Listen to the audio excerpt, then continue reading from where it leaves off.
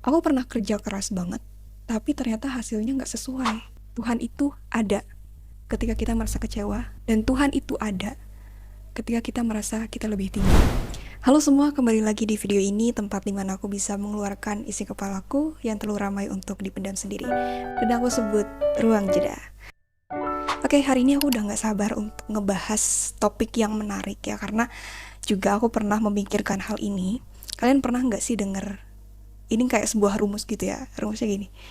Kalau kamu berusaha, atau kalau kamu kerja keras, kamu pasti berhasil. Lama-lama kok, kalau aku lihat ya, kalau aku melihat di kehidupanku, ketika aku menggunakan rumus itu di kepalaku, kok kayaknya nggak masuk akal ya. Maksudnya ada beberapa hal yang ternyata nggak sesuai sama rumus itu. Aku pernah kerja keras banget, tapi ternyata hasilnya nggak sesuai. Dan itu yang lagi aku pikirin. Ternyata hidup tuh yang nggak sesederhana rumus itu.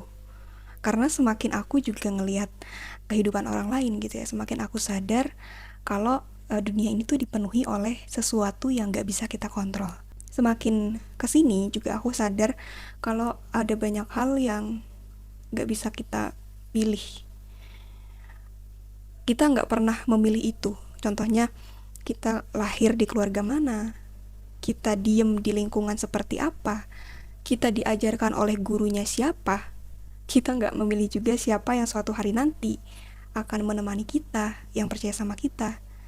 Bahkan kadang kita juga nggak milih kesempatan yang datang, tapi justru kesempatan itu yang milih kita. Ya nggak sih? Bahkan menurutku lebih banyak hal-hal yang nggak bisa kita pilih dibandingkan yang kita pilih. Gimana ya? Lebih banyak hal-hal yang nggak bisa kita pilih dibandingkan yang bisa kita pilih. Maksudku itu. Dan waktu pertama kali aku kepikiran soal ini, dulu tuh aku sering juga ya untuk memandang bahwa semua keberhasilan yang aku hasilkan itu adalah usahaku sendiri. Maksudnya di situ adalah kalau aku dipuji aku seneng, kalau aku berhasil aku bangga. Dan mungkin tanpa sadar kayak aku mikir ini semua karena aku kerja keras. Padahal kalau dipikir-pikir lebih dalam lagi, siapa yang kasih tubuh aku untuk bisa terus sehat? Siapa yang kasih aku waktu luang lebih banyak untuk melakukan sesuatu kegiatan yang menurutku penting? Siapa juga yang menaruh orang-orang baik di lingkunganku sehingga di situ juga bisa membuat kehidupanku lebih baik lagi. Dan semakin dipikir ternyata ada banyak hal yang bukan hasil usahaku banget. Aku cuma ngejalanin bagian yang bisa aku kendalin aja, sisanya ada sesuatu yang bekerja di luar kendaliku gitu. Mungkin ada beberapa orang yang menyebutnya itu keberuntungan. Ada juga yang nyebutnya timing. Ada juga yang nyebutnya kesempatan. Tapi menurutku pribadi itu adalah cara kerja Tuhan. Dimana Tuhan itu sangat amat mengendalikan hidupku.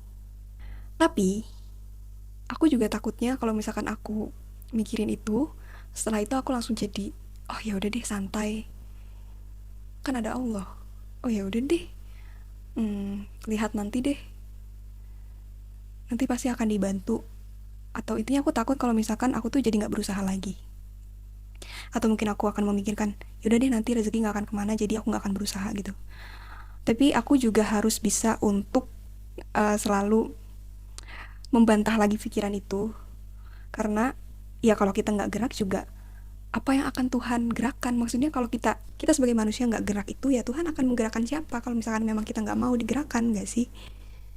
Aku juga harus mikir kayak gitu sih, karena usaha itu penting, belajar itu penting, tapi juga kita harus sadar kalau ada beberapa hal yang nggak bisa kita kendaliin. Karena kalau kita percaya semua keberhasilan adalah karena diri kita, ya kita akan sombong.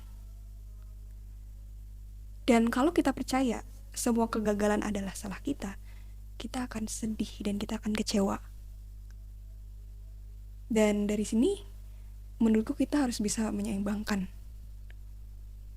Kita harus memikirkan Tuhan dan juga harus menempatkan bahwa Tuhan itu ada ketika kita merasa kecewa, dan Tuhan itu ada ketika kita merasa kita lebih tinggi. Makanya sekarang aku juga pelan-pelan belajar untuk kalau berhasil aku pengen lebih banyak bersyukur daripada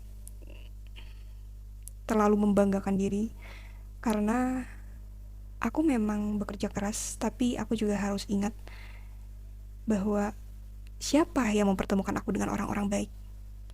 Siapa yang memberikan aku waktu luang? Siapa yang memberikan kemampuan pada diriku untuk mudah melakukan hal-hal yang mungkin orang lain itu sulit melakukannya. Tapi sebaliknya, kalau misalkan aku gagal, aku nggak langsung kecewa pada diriku.